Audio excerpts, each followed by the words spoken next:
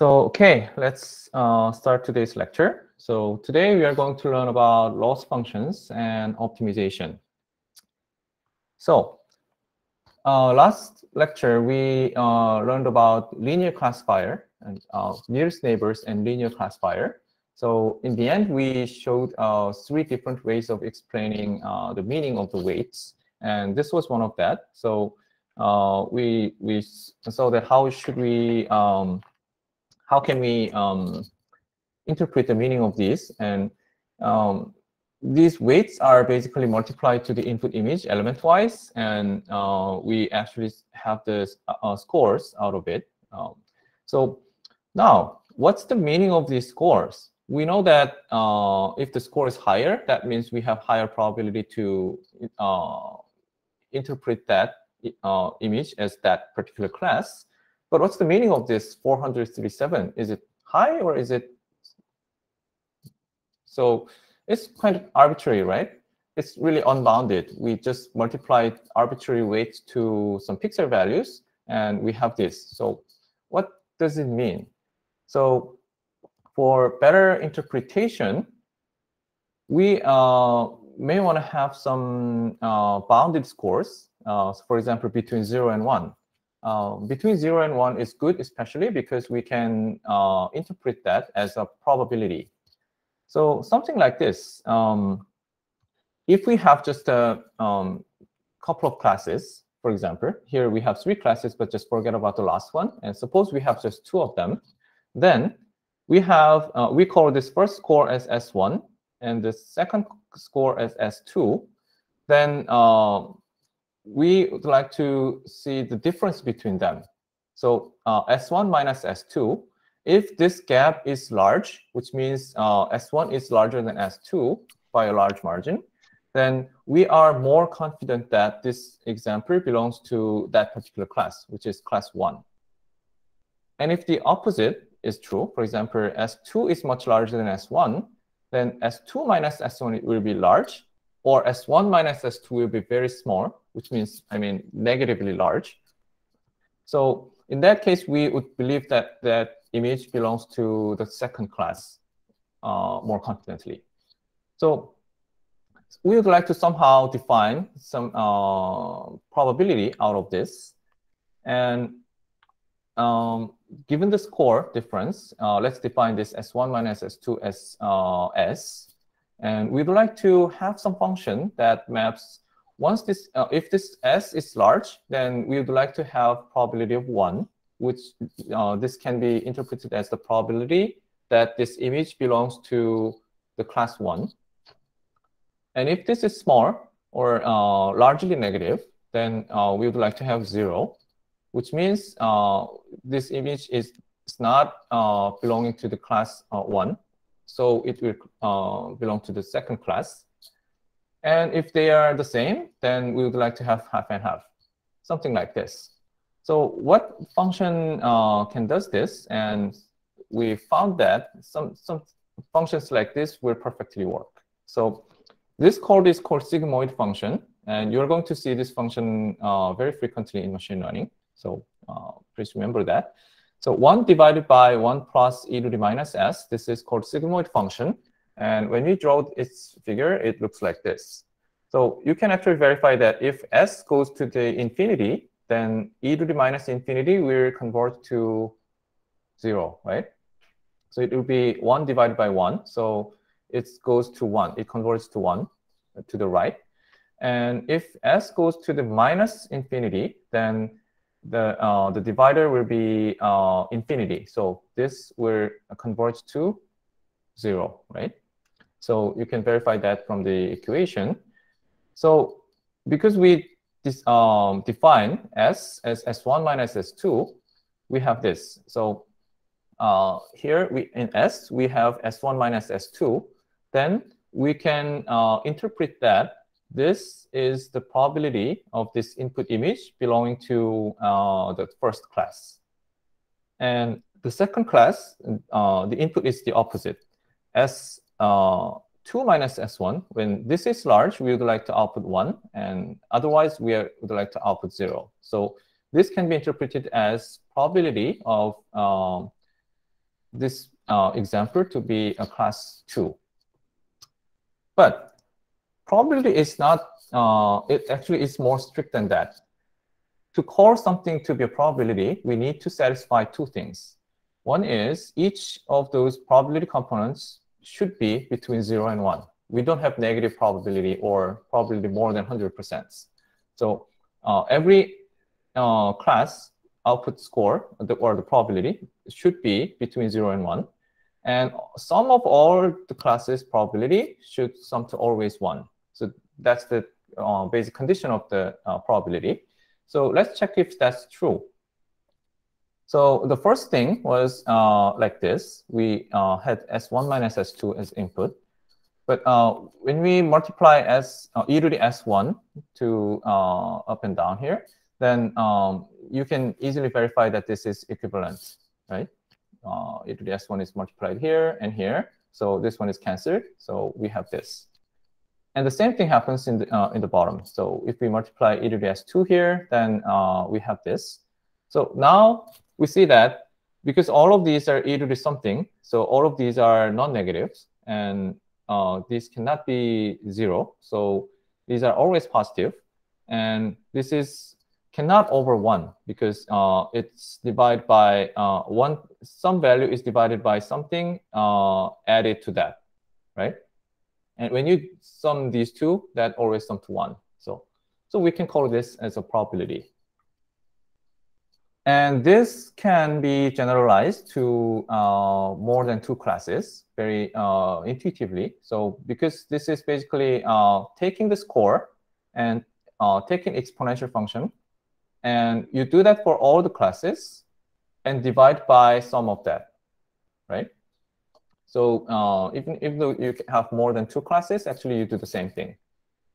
Take the input score and take the exponential and do that for all the classes and sum over that. And each of them is divided by the sum. So this function is called softmax. And you are going to also see this very frequently in this class. So let's come back to the example. So now we have how to deal with these scores. Let's take the exponential first, and then each of those scores will be summed and divided by those sum. So we're going to have a probability, some probability for each class. And I did that, but I see that this is too huge because we have the exponential of 400 something. So that's almost 1. And these are almost negligible, like e to the minus 260 or e to the minus 122. So they are really ignorable. So we see that this image, we are almost 100% sure that this image belongs to the second class. Unfortunately, it wasn't cat, but that doesn't matter. So far, we have designed the model. We designed the linear model, and we know how to output this probability. So we have everything, but we have one thing is left. We have not found the answer for the biggest questions, which is how can we find the values in this W? So in the previous model, we assumed that this W needs to have the values which once these are multiplied to each pixel values, and if this is a cat, then we would like to have the high score for the class cat and low scores for other classes. And same thing for airplanes, dogs, and other classes.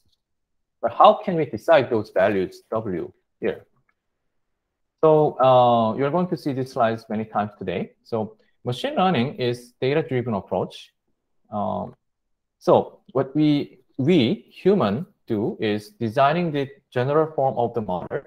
We have decided our model to be a linear form. So W was the parameters, and we multiplied linearly with the input in our specific case, but not necessarily. We may design in a different form of model, but we just designed a model, and we don't decide the values of these parameters. These parameters are decided from the data set.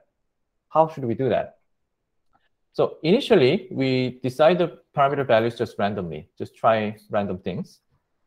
And then we have data set, which is labeled data set. So the training data X. This is basically an image.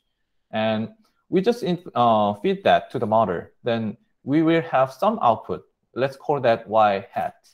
So this will be random at the beginning because the W is random. So this will be just meaningless, but just do that. Our model still outputs something. And I told you we have a labeled data set, which means we know that this training image is a cat, which is we call Y, or ground truth label. Please remember this term. Ground truth label is from the training data set. And now we have the ground truth label Y and our estimation Y hat. And we would like to have these similar to each other, or the same, basically, to be correct. But if these are not correct, then we update the model with basically the parameters W to fix this error. So this is like learning, human learning. When we teach our children or students, we teach something and the students does something. And if it's wrong, then we teach them, right? That's wrong. We need to do in a different way. So here's the same thing. We give the actual answer, and we measure how much it was different or how much it was wrong, and use that information to update its knowledge or its model. And we repeat this with different examples until this model actually does a good job for most of the data sets. So in the rest of today's lecture, we are going to learn this part, estimating how good or bad we are currently. We call this loss functions. And then we are going to learn the second part, the optimization. How can we update these loss functions? So first part is about the loss functions.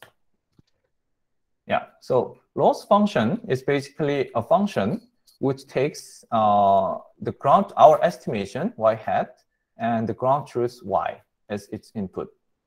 And then it outputs some scalar value, and we would like to have 0 or very small value if the Y hat is almost correct or exactly correct. If it's exactly correct, we would like to have very small or 0 as output, because the loss means it's a bad thing. So we would like to, the small values are better for this function. So if it's correct, loss is 0. We lose nothing. And if our estimation is similar, but not exactly the same, we would like to have some positive value for this loss so that we can penalize the model a little bit.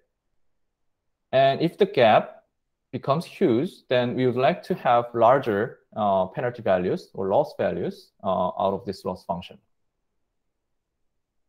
So I'm going to show two different settings of these loss functions. The first one is called discriminative settings. Here, just suppose binary classification task for simplicity.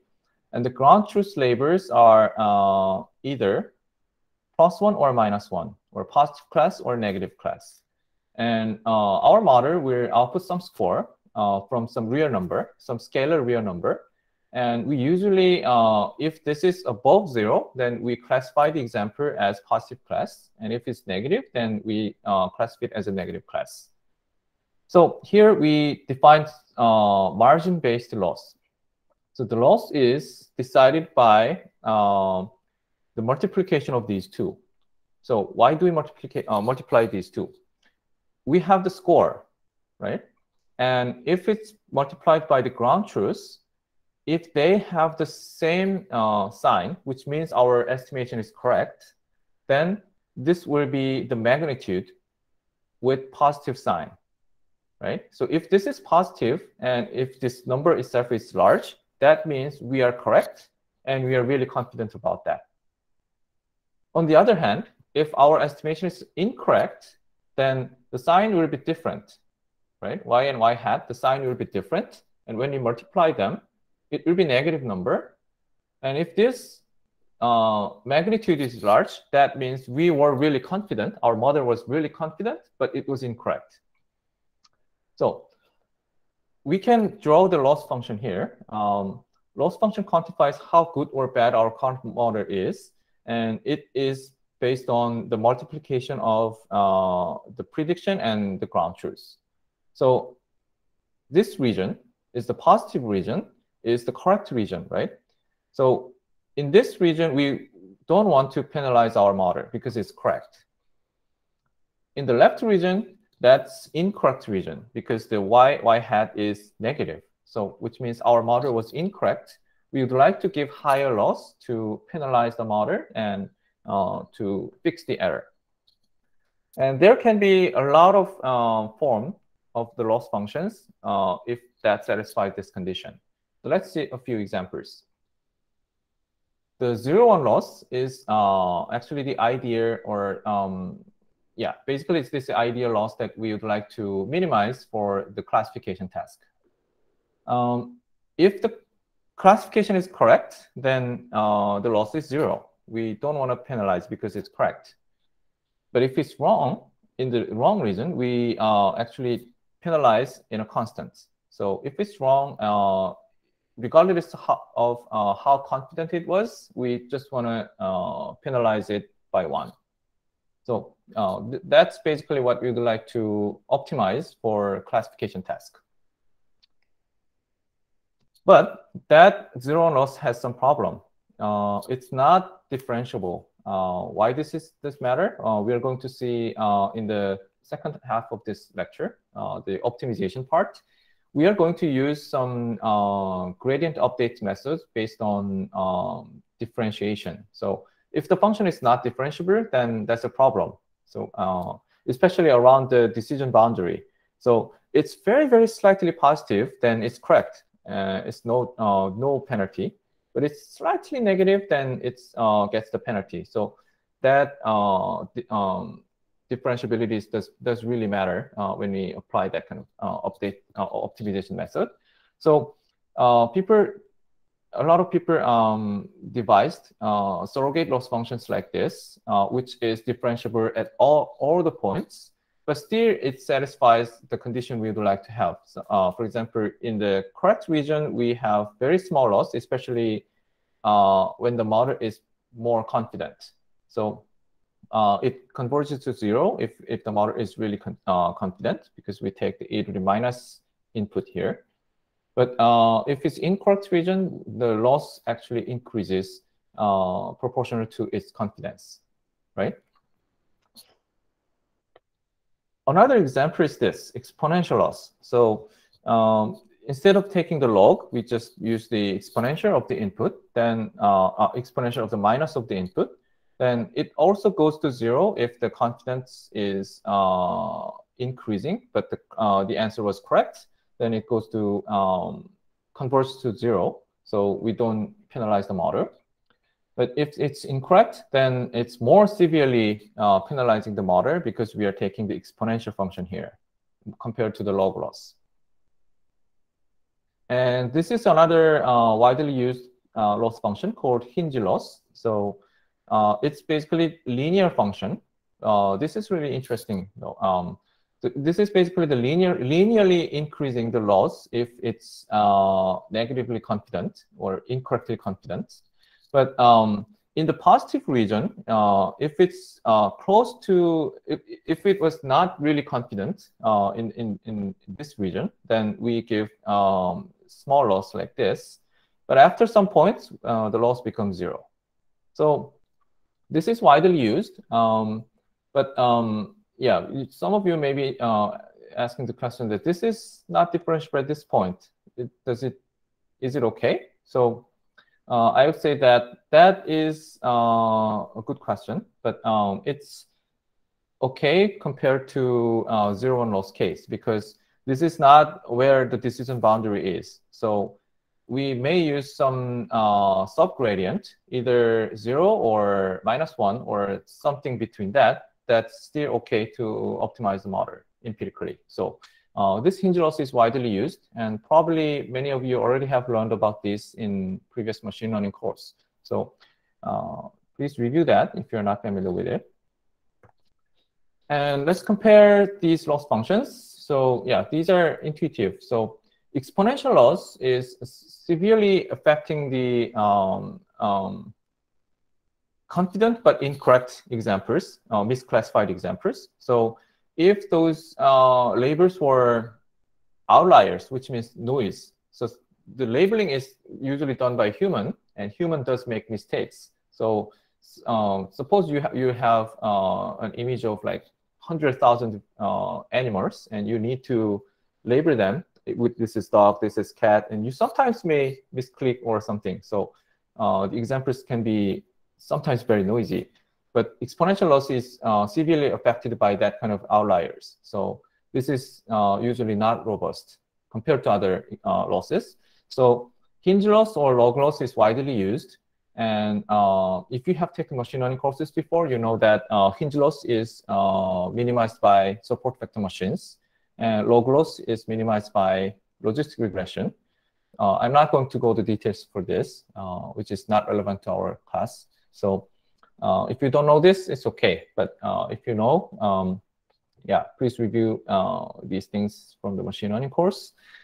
So hinge loss is slightly more efficient in computational overhead because it's a linear function. So it's just -1 and 0, and you just that's it. You don't have to actually do the differentiation. But yeah, these two are mostly working the best among these loss functions, and they are widely used. The logistic loss is good because we can interpret its output as a probability. And I told you we have two different settings, and this is the second settings, the probabilistic settings. And we are going to use this more in this class. For the binary class problems, instead of -1 and 1, the label set is either 0 and 1 here. So this is more about the probability. So our model predicts the score, y hat, and it can be also interpreted as a probability for that class. And if it's binary class, then the other class probability is 1 minus that, right? So this is using the sigmoid function to arbitrary scores, as we have seen before. It's a good example of this setting. And I told that this naturally extends to multi-classes when k is larger than 2. Then the ground truth is basically looks like this. One class has probability of 1, and all others have zeros. And this should sum to 1. So our model also outputs the probability distribution for all of these classes. And basically, the loss function is comparing two probability distribution. One is the ground truth, something like this, and predicted probability distributions. So it also probability distribution, but it's not like 0, 1 like this. So this is one of the most widely used loss function in this setting, which is called cross entropy. Here's the definition. This loss is defined as this. N is the number of data points, and K is the number of classes. So we multiply our estimation, a log of our estimation, and ground truth, multiply them, and we sum over all the classes and all the examples, and take the minus. What the hell is this? Oh, it's not really intuitive, right? If we set the K to 2 for the binary classification, then it simplifies to this. So this summation disappeared, and we have yi, k is equal to 1 here. But for the other class, because we have just two classes, it's 1 minus yi and 1 minus yi hat. Still, it's really hard to understand what it is. So I'm going to intuitively explain what does this mean. So remember, we are starting from this. So this loss function gets to simplify to this function. So remember that we are multiplying the ground truth here, right? For ground truth, we have only 1, 1, and all others are 0, like this. Remember this. So actually, all other terms will disappear when we sum over this k. Only one term will survive. All others will be 0 here, OK? That means we will have only log y hat I and some particular k, which is the correct class in the ground truth, where the yk is 1. Only one term will survive among different k's for each example. So I labeled it as TI, which is the ground truth index for that particular example. Whatever it is, we will have just one term like that. Then this is more interpretable. This is basically this. Sum of minus log of our predicted probability, which is yi hat, right? For that example, I, for the true class for that example. Are you following that? And we are summing over all the samples. But why do we take minus log here? Let's see that. Y is log x, then the graph looks like this. We learned this in high school, right? Then what is y what is the graph for minus log x? It's like this, right? The opposite of this. And remember that our estimation, this yi hat, is always between 0 and 1, right? So we are only talking about this part of this graph. And OK, now we see that if input goes to 1, the output becomes 0. And if input is close to 0, output gets higher. That's exactly what we want to have with loss functions, right? Because this is for the true class in the ground truth, the correct class. If we output 1, almost 1, that means our estimation is correct. So we don't want to penalize the model. So what we would like to have for the loss output is close to 0. What about the opposite? If our estimation is close to 0, for the true class, that means our estimation is incorrect, severely incorrect. So in that case, we would like to give higher loss. So this function actually perfectly works like that. That's why we use this cross entropy for classification loss function. OK, if you're not following this so far, please review this video and get too familiar with this. This is really important. And this is another way of comparing two distributions, which is called Kullback or KL divergence, naming after the first letter of the author of this paper. That is defined like this. So it basically measures how one probability distribution P is different from a reference probability distribution Q. So it's kind of a distance between two probability distributions. But basically, this is not strictly distance because it's asymmetric. You see that the distance between P and Q and P is different because you see in the formula. So this does not hold.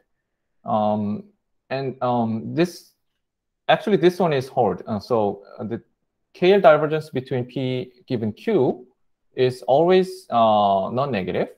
And that's 0 only when they are the same distributions.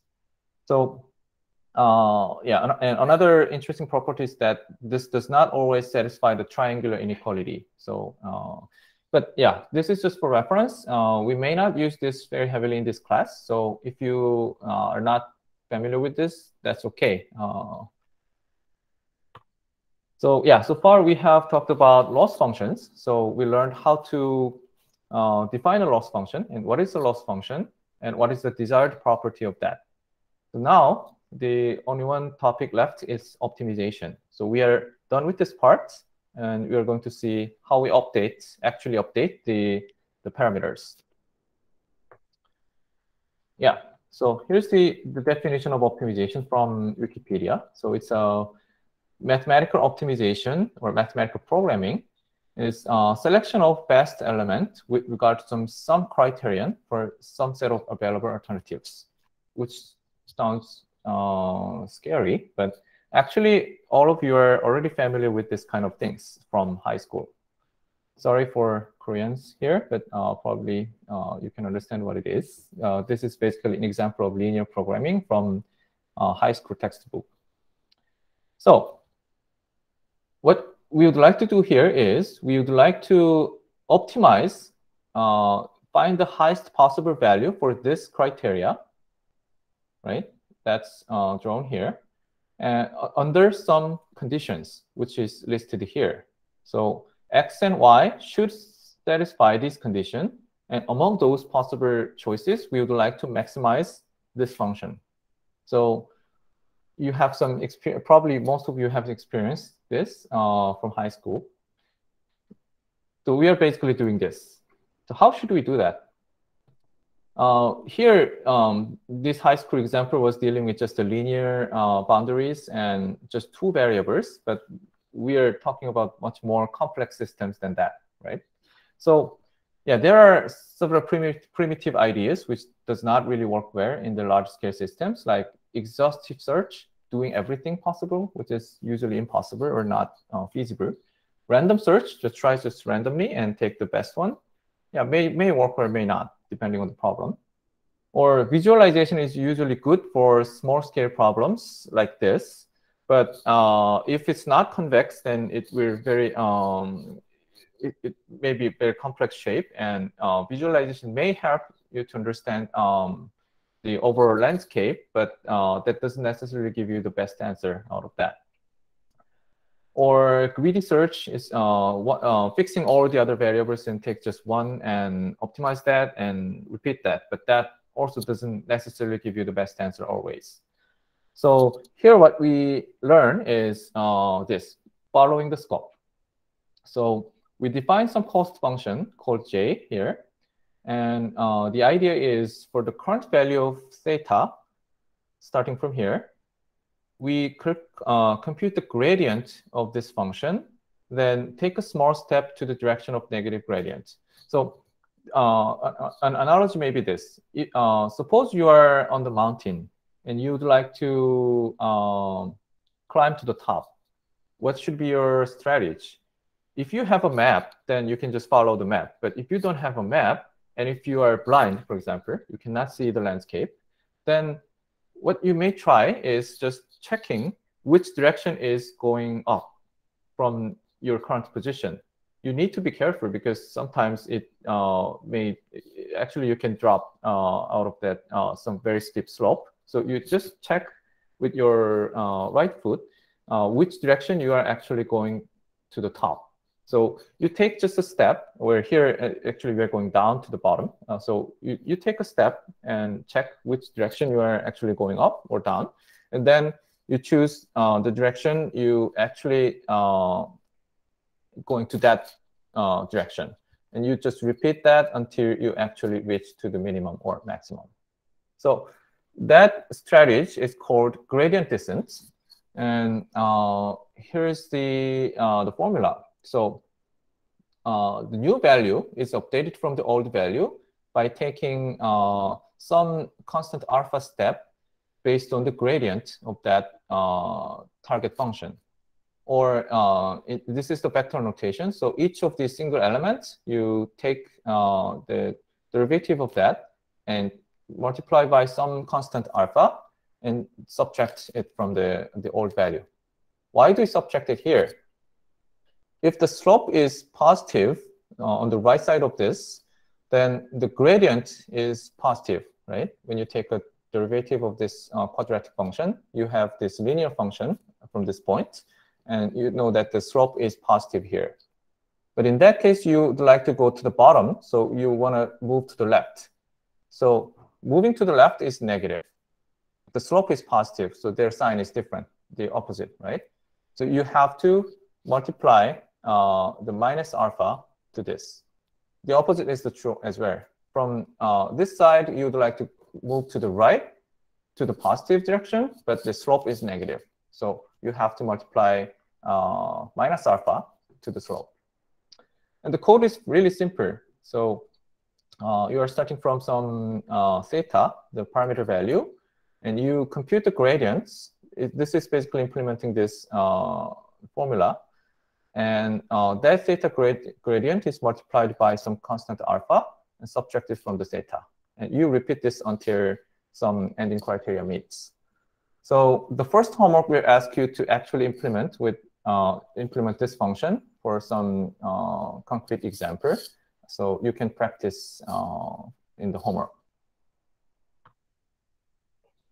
But gradient descent is not always the perfect solution, unfortunately. There are several reasons. First of all, I told that the landscape may be very complex like this. And sometimes it has some local optimums, local minimum or local maximum.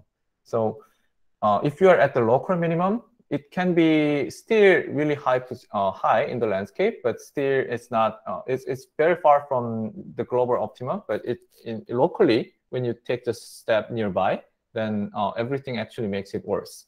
So that's one issue, and there's no good way of avoiding it. Actually, the only possible way to resolve that issue is starting from different points and take the best one practically. And sometimes the cost function is not differentiable.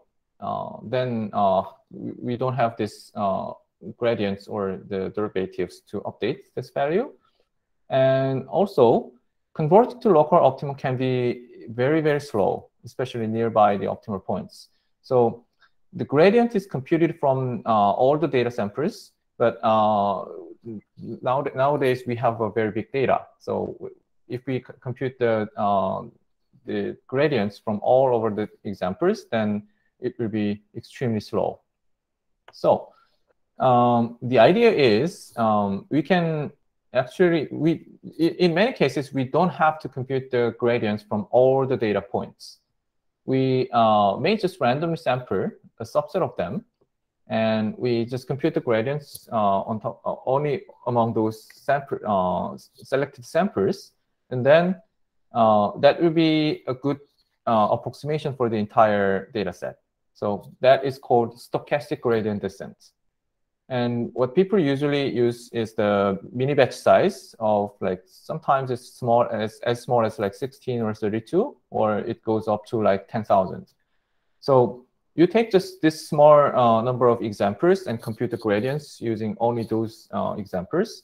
Then when the mini batch is small, the gradient estimation gets more stable by a lot when we double the size or increase the size.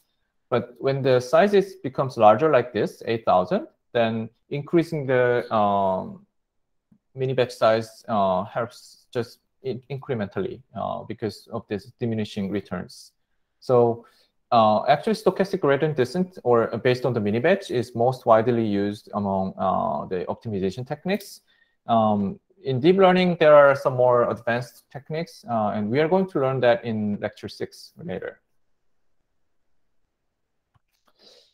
So we are back to these slides, and now we have learned both of these. So now we have we defined the loss function, and we use the optimization techniques to optimize that, and we repeat this with different examples. Then eventually we will have the estimation will be similar to the actual answer. So I'm going to ask 2 questions here. This is an actual example that I trained a model at my work at Google. This is the train loss function. First question, why do we see this noisy curve?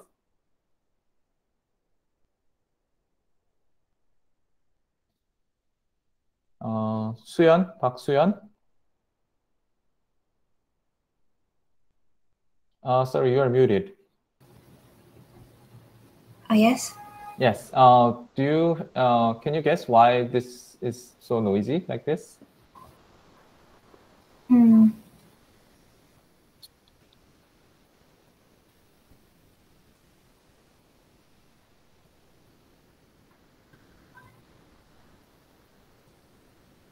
It's okay, just guess.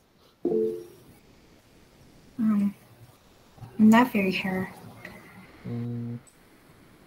Because it's updated every time. Yeah, updated every time.